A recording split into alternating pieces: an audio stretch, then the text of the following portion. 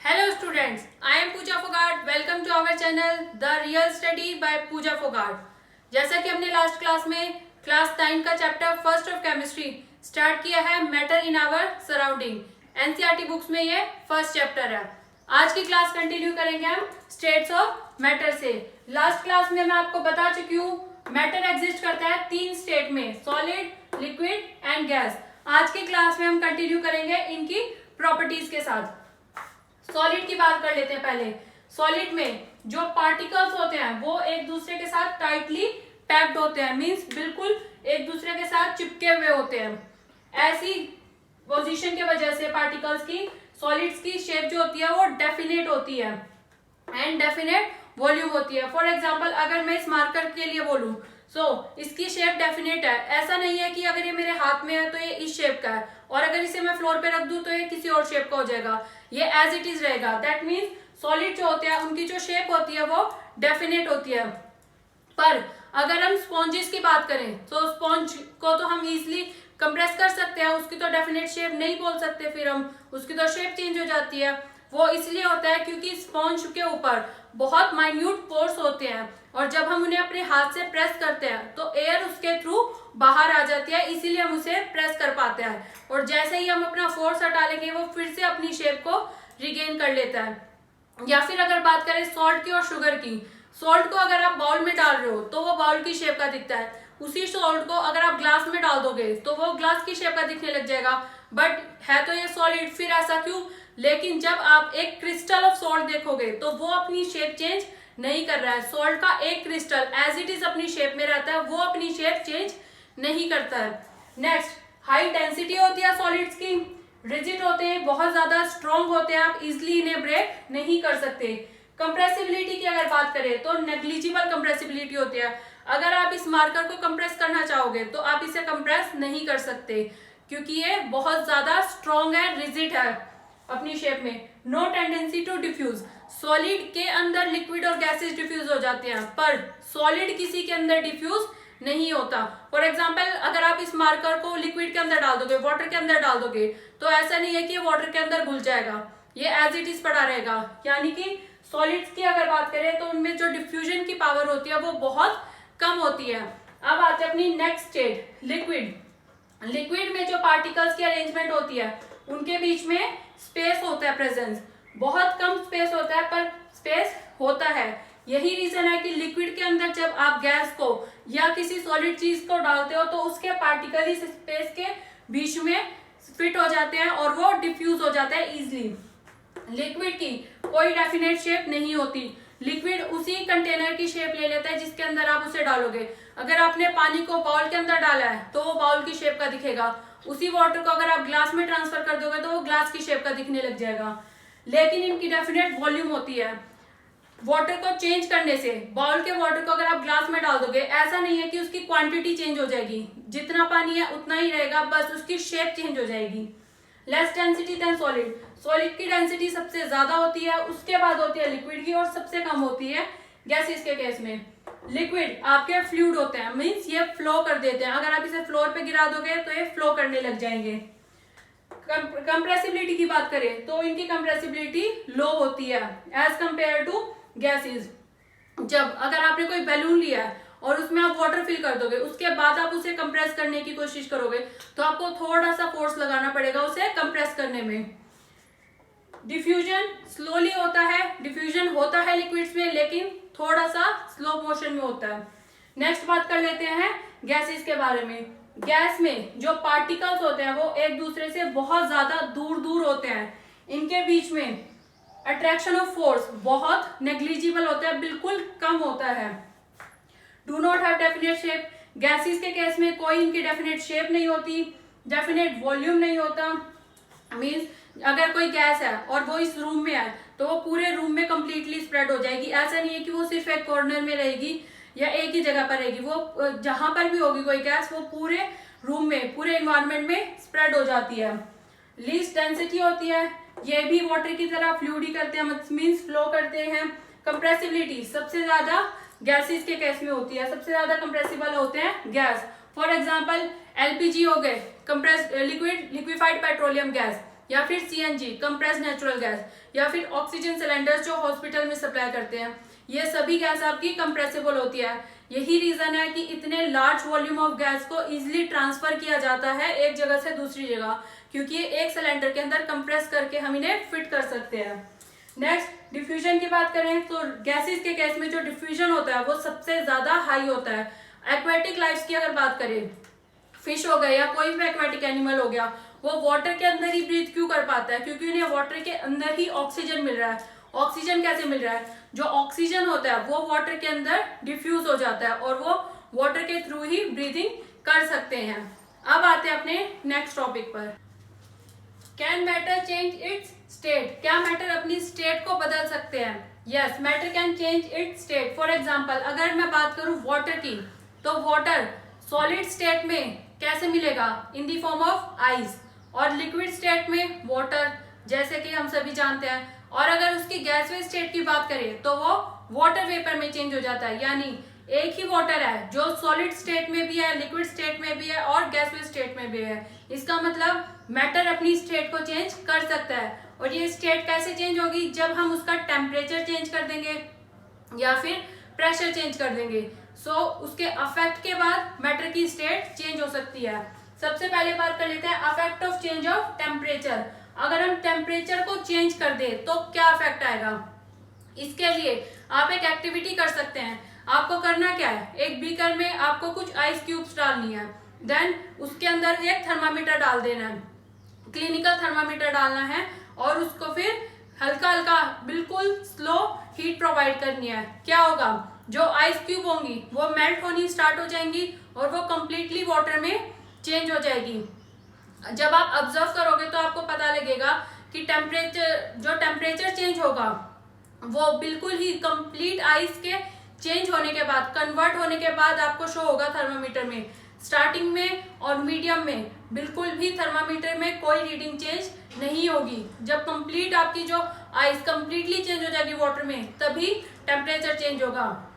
एक और एक्टिविटी करनी है। अब वाटर को आपको बॉईल करना है। कब तक बॉईल करना है? जब तक वो वाटर वेपर में चेंज ना हो जाए। सेम यही एक्सपेरिमेंट है और इसमें भी इसमें भी आपका जो थर्मामीटर में रीडिंग आएगी वो बिल्कुल एंड में आएगी, जब कंप्लीट वाटर इवेपोरेट होना स्टार्ट हो जाएगा, वाटर वेपर में चेंज होना स्टार्ट हो जाएगा। यहाँ पर एक टर्म की बात कर लेते हैं, मेल्टिंग पॉइंट। क्या होता है melting point? The temperature at which a solid melt. वो टेम्परेचर जब आपका सॉलिड मेल्ट होना स्टार्ट हो जाता है to become a liquid, liquid बनने के लिए at atmospheric pressure. Atmospheric pressure का मतलब ये प्रेशर जो आपका एटमॉस्फेयर में प्रेजेंस है। हमने प्रेशर के साथ कोई चेंज नहीं किया है। जो एटमॉस्फेयर में प्रेशर प्रेजेंट है उसी प्रेशर के अंडर जब एक सॉलिड मेल्ट होता है लिक्विड में, उस टेम्परेचर को बोलते हैं उसका melting point. Melting point of ice means ice कौन से टेम्परेचर पर मेल्ट होने लग जाता है? वो है 273.16 केल्विन। केल्विन एक यूनिट है जो टेम्परेचर को डिनोट करने के लिए यूज करते हैं। हम अपनी कन्वीनियंस के लिए इसे लेते हैं 273 केल्विन एज इट इज। यहाँ पर एक फॉर्मूला भी है, temperature of Celsius scale is equals to temperature of Kelvin scale minus 273। Celsius scale का जो टेम्परेचर होता है वो बराबर होता है आपका केल्विन स्केल को अगर आप माइनस कर दो 273 से। फॉर एग्जाम्पल अगर आपको दिया हुआ है 300 केल्विन और इसको आपको कन्वर्ट करना है सेल्सियस में, तो आप कैसे करोगे? कुछ नहीं करना है, टेम्परेचर ऑफ केल्विन स्केल की जगह आपको टेम्परेचर लिख देना है माइनस 273, आपके पास आ जाएगा सेल्सियस स्केल का टेम्परेचर। अगर आपको सेल्सियस स्केल में दिया हुआ है और आपको उसे केल्विन में कन्वर्ट करना है, 25 डिग्री सेल्सियस है और केल्विन में कन्वर्ट करना है, इसका उल्टा कर दो, इसमें 273 आप ऐड कर दो तो आपको टेम्परेचर मिल जाएगा केल्विन में। क्योंकि यहाँ पर आपका 273 नेगेटिव है, जब ये इक्वल्स टू के इस तरफ जाएगा तो ये पॉजिटिव हो जाएगा और टेम्परेचर ऑफ केल्विन स्केल आपको मिल जाएगा। I hope you clear. Next बात कर लेते हैं boiling point. Temperature at which liquid start boiling eight atmospheric pressure is called its boiling point. वो टेम्परेचर जब लिक्विड स्टार्ट करता है बॉइल होना एटमॉस्फेरिक प्रेशर पर, उस टेम्परेचर को बोलते हैं उसका बॉइलिंग पॉइंट। अब आते हैं अपने next topic, latent heat of fusion. क्या होता है? The amount of heat energy required to change 1 kg of solid into liquid at atmospheric pressure at its melting point. इसे हम बोलते हैं लेटेंट हीट ऑफ फ्यूजन। वो अमाउंट हीट एनर्जी की जिसकी जरूरत होती है 1 kg सॉलिड को लिक्विड में बदलने के लिए उसके एटमॉस्फेरिक प्रेशर पर। अब सॉलिड लिक्विड में चेंज हो रहा है तो वो कब चेंज होगा, जब उसे मेल्टिंग पॉइंट मिलेगा, यानी उसके मेल्टिंग पॉइंट पर। इस प्रोसेस को बोलते हैं लेटेंट हीट ऑफ फ्यूजन। इसका मतलब जो पार्टिकल्स होंगे वाटर के 0 डिग्री सेल्सियस पर, उनके पास जो एनर्जी होगी वो ज्यादा होगी as compare to ice at 0 degree Celsius, क्योंकि उन्हें ज्यादा हीट मिल चुकी है, हमने हीट प्रोवाइड किया। मींस ऐसे पार्टिकल्स, वाटर के पार्टिकल्स 0 डिग्री सेल्सियस पर उनके पास ज्यादा हीट होगी। नेक्स्ट बात कर लेते हैं latent heat of vaporisation. The amount of heat energy required to change 1 kg of liquid into gas at atmospheric pressure at its boiling point। Sorry, अब वो अमाउंट हीट एनर्जी की जिसकी जरूरत होती है 1 kg लिक्विड को गैस में बदलने के लिए एटमॉस्फेरिक प्रेशर पर और उसके बॉइलिंग पॉइंट पर। लिक्विड बॉइलिंग पॉइंट पर बॉइल होना स्टार्ट करता है। इस प्रोसेस को बोलते हैं latent heat of vaporisation. Solid को अगर लिक्विड स्टेट में चेंज करना है तो हम हीट प्रोवाइड करते हैं, लिक्विड को गैसलेस स्टेट में चेंज करना है तब भी हीट प्रोवाइड करते हैं। लेकिन अगर गैसेस को चेंज करना है लिक्विड स्टेट में तो हम कूलिंग प्रोवाइड करेंगे। लिक्विड को सॉलिड में चेंज करने के लिए भी हम कूलिंग ही प्रोवाइड करते हैं। नेक्स्ट बात कर लेते हैं सब्लिमेशन की। कुछ सब्सटेंसेस ऐसे होते हैं जो सॉलिड स्टेट से डायरेक्टली चेंज हो जाएंगे गैसलेस स्टेट में, मींस वो लिक्विड स्टेट में नहीं आएंगे, सॉलिड से डायरेक्टली गैसलेस स्टेट में ही चेंज हो जाएंगे। ऐसे सब्सटेंसेस को बोलते हैं सबलाइन और इस फिनोमिना को बोलते हैं सब्लिमेशन। फॉर एग्जांपल कैम्फर या कपूर। कपूर को अगर आप बर्न करते हो वो सॉलिड स्टेट में है, जब आप उसे बर्न करोगे तो वो डायरेक्टली गैसेस फॉर्म में आ जाएगा, वो लिक्विड स्टेट में चेंज नहीं होता। इस फिनोमिना को बोलते हैं सब्लिमेशन। अब बात कर लेते हैं affect of change of pressure. अगर हम प्रेशर को चेंज कर दें तो क्या अफेक्ट आएगा। एक सिलेंडर के अंदर कुछ पार्टिकल्स है गैस के, जब हमने पिस्टन से उसको प्रेस किया तो वो थोड़ा सा पास है, जब और ज्यादा प्रेस किया तो वो बिल्कुल ही क्लोजली हो गए। इसका मतलब मैंने आपको बताया था पार्टिकल्स की अरेंजमेंट चेंज होने का मतलब उसकी स्टेट चेंज हो जाना। अल्टीमेटली हम बोल सकते हैं कि गैस किस में चेंज हो गई, कंप्लीटली लिक्विफाइड हो गई। फॉर एग्जाम्पल अगर सॉलिड CO2 को हम कन्वर्ट करेंगे गैसेस CO2 में, कैसे करेंगे, by decreasing pressure to 1 atmosphere. जब हम इसके प्रेशर को डिक्रीज कर देंगे 1 एटमोस्फेयर तक, तब जो सॉलिड CO2 होगी वो डायरेक्टली कन्वर्ट हो जाएगी गैसलेस CO2 में। इसीलिए सॉलिड CO2 को हम ड्राई आइस भी बोलते हैं। अब आते हैं अपने नेक्स्ट टॉपिक पर। नाउ मैटर की 3 state can be interconvertible, means एक स्टेट चेंज हो सकती है दूसरी स्टेट में। कैसे, सॉलिड चेंज होगा लिक्विड में by the process of fusion. Liquid can change into solid by the process of solidification. Liquid gas में कन्वर्ट होगा by the process of vaporisation and gas can convert into liquid by the process of condensation. Solid gas में और gas solid में directly convert हो जाते हैं bye the process of sublimation. Next topic पर आते हैं, दैट इज इवेपोरेशन। इवेपोरेशन होता क्या है, the phenomena of change of liquid into vapour. वो फिनोमिना जिसमें लिक्विड कन्वर्ट हो जाता है वेपर्स में at any temperature below it's boiling point. अभी हमने बात किया था बॉइलिंग पॉइंट के बारे में कि लिक्विड एक पॉइंट पर आके कन्वर्ट होने लगता है वेपर्स में। इवेपोरेशन उस फिनोमिना को बोलते हैं जब किसी भी टेम्परेचर पर below it's boiling point, boiling point से पहले ही जब वाटर कन्वर्ट होने लगता है वेपर में, उसे बोलते हैं इवेपोरेशन। अब ये होता कैसे है, ये वाटर के पार्टिकल्स है, जब हम हीट प्रोवाइड करेंगे सो यहाँ पर जो पार्टिकल्स होंगे इन्हें हीट पहले मिल जाएगी और ये जब इन्हें हीट मिलेगी तो ये फोर्स ऑफ अट्रैक्शन तोड़कर आगे वेपर्स में कन्वर्ट हो जाएंगे। यानी कि हम बोल सकते हैं कि इवेपोरेशन एक सरफेस फिनोमिना, मींस सरफेस पर जो पार्टिकल्स होंगे उन्हें हीट मिलेगी और वो फोर्स ऑफ अट्रैक्शन तोड़कर वेपर्स में कन्वर्ट हो जाएंगे। वाइल बॉइलिंग क्या है, एक बल्क फिनोमिना है। बॉइलिंग में कंप्लीट वाटर पार्टिकल्स जब कन्वर्ट होते हैं वेपर में तब हम बोलते हैं कि बॉइलिंग हुई है। लेकिन इवेपोरेशन में कुछ पार्टिकल्स के कन्वर्ट होने पर भी हम बोल सकते हैं कि इवेपोरेशन हो चुका है। कुछ फैक्टर्स होते हैं जो अफेक्ट करते हैं इवेपोरेशन को। First is surface area. अब क्योंकि ये एक सरफेस फिनोमिना है तो जितना बड़ा सरफेस एरिया होगा उतनी ही जल्दी इवेपोरेशन होगी। फॉर एग्जाम्पल अगर गीले कपड़ों को एज इट इज तार पे डाल देंगे तो क्या वो जल्दी सूखेंगे, या फिर जब हम उन्हें अच्छी तरह से फैला के पूरा कंप्लीट फैला देंगे और फिर उसके बाद सुखाएंगे तो वो जल्दी सूख जाते हैं। इसका मतलब जितना बड़ा सरफेस होगा उतनी ही जल्दी इवेपोरेशन होगी। कपड़े सूखते कैसे हैं, जो पार्टिकल्स होंगे हमारे एटमॉस्फेयर में, जो पार्टिकल्स हैं उनको अपनी एनर्जी प्रोवाइड, उन्हें एनर्जी की जरूरत है, वो उनसे एनर्जी ले लेंगे और वाटर वेपर में कन्वर्ट हो जाएंगे और कपड़ों में से पानी निकल जाएगा वाटर वेपर फॉर्म होकर और कपड़े सूख जाएंगे। Next temperature. टेम्परेचर भी जैसे ही टेम्परेचर बढ़ाएंगे, टेम्परेचर बढ़ाने का मतलब क्या होगा, ज्यादा पार्टिकल को ज्यादा एनर्जी प्रोवाइड हो जाएगी, यानी टेम्परेचर ज्यादा होने पर भी जो इवेपोरेशन होगा वो ज्यादा जल्दी होगा। नेक्स्ट बात कर लेते हैं ह्यूमिडिटी। ह्यूमिडिटी होता क्या है, एटमॉस्फेयर में जो वाटर वेपर्स प्रेजेंट है उसे बोलते हैं ह्यूमिडिटी। अब जितने ज्यादा वाटर वेपर प्रेजेंट होंगे उतना ही कम इवेपोरेशन होगा, क्योंकि जब एटमॉस्फेयर में वाटर ज्यादा है तो वो इन्वायरमेंट से वाटर कैसे ले पाएगा। इसका मतलब जितनी ज्यादा ह्यूमिडिटी होगी उतना ही कम इवेपोरेशन होगा। नेक्स्ट बात कर लेते हैं विंड स्पीड। विंड स्पीड मतलब तेज हवा। तेज हवा में इवेपोरेशन और तेजी से होता है। फॉर एग्जाम्पल कपड़े बहुत जल्दी सूखेंगे अगर हवा और ज्यादा तेज चल रही है तो। अब कुछ और टॉपिक्स के बारे में बात कर लेते हैं। How does evaporation cause cooling. मैंने आपको बताया कि इवेपोरेशन से कूलिंग होती है, लेकिन ये होता कैसे है, इवेपोरेशन कूलिंग कैसे प्रोवाइड करता है। इवेपोरेशन में पार्टिकल्स एनर्जी अब्सॉर्ब कर लेते हैं जो उन्होंने लॉस किया at the time of evaporation. जब एनर्जी ले लेंगे तो कूलिंग प्रोवाइड होगी। फॉर एग्जाम्पल जब आप अपने पाम के ऊपर एसीटोन डाल देते हो, acetone means nail polish remover को जब आप डाल देते हो तो आपको ठंडा ठंडा लगता है। वो क्यों, क्योंकि उसने जो एनर्जी थी हमारे पाम के ऊपर वो ले लिया है, और जब एनर्जी ले ली इसका मतलब कूलिंग प्रोवाइड किया है। Next, why should we wear cotton clothes in summer.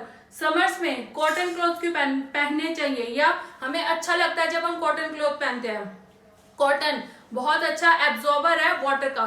Summers के सीजन में हम बहुत ज्यादा स्वेटिंग करते हैं तो कॉटन क्या करेगा, वो स्वेट को अब्जॉर्ब कर लेगा और वो इन्वायरमेंट में एक्सपोज कर देगा। जब वो एक्सपोज कर देगा तो वो हमें कूलिंग प्रोवाइड करेगा, और कूलिंग प्रोवाइड करने की वजह से हम कंफर्टेबल फील करेंगे। इसीलिए बोलते हैं समर सीजन में ज्यादा से ज्यादा कॉटन क्लॉथ पहनने चाहिए। Water droplet on the outer surface of a glass containing ice cold water.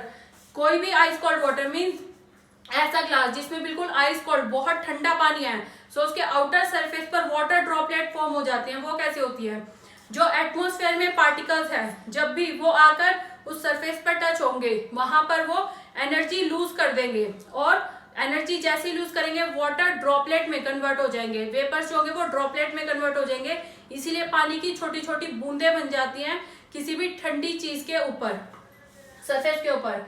Next, जो आपकी मैटर है वो 3 स्टेट में होती है, लेकिन साइंटिस्ट ने 2 नई स्टेट्स के बारे में बताया है। First is plasma and second is Bose Einstein condensate. Means according to them matter 5 state में कंसिस्ट करता है, solid, liquid, gas, plasma and Bose Einstein condensate. Plasma में क्या होता है, प्लाज्मा में जो पार्टिकल्स होते हैं उनमें बहुत ज्यादा एनर्जी होती है, हाई एनर्जेटिक पार्टिकल्स कंटेन करता है प्लाज्मा।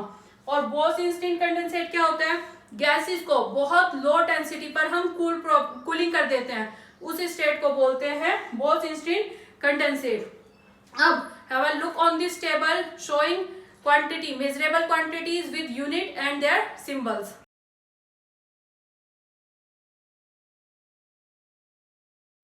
अभी आपने टेबल में देखा मेजरेबल क्वांटिटीज, उनकी यूनिट्स कैसे लिखते हैं हम, और उनके क्या सिंबल्स होते हैं। आज की क्लास होती है हमारी यहीं पर कंप्लीट। आज की क्लास में हमने पढ़ा स्टेट्स ऑफ मैटर, हर स्टेट की क्या प्रॉपर्टीज होती हैं, effect of temperature, effect of pressure, then interconversion of states, कैसे एक स्टेट दूसरी स्टेट में कन्वर्ट होती है, boiling point, melting point, sublimation and then evaporation, last में फैक्टर अफेक्टिंग द इवेपोरेशन। किसी भी टॉपिक को समझने में अगर आपको कोई भी प्रॉब्लम है, कोई भी डाउट है, तो उसे कमेंट बॉक्स में कमेंट करें, मैं एक्सप्लेन कर दूंगी। तब तक के लिए मेरी वीडियोस को लाइक एंड शेयर करना ना भूलें। अगर अभी तक आपने अपने channel the real study by Pooja Phogat को सब्सक्राइब नहीं किया है, so please subscribe the channel and don't forget to press the bell icon. Thank you so much.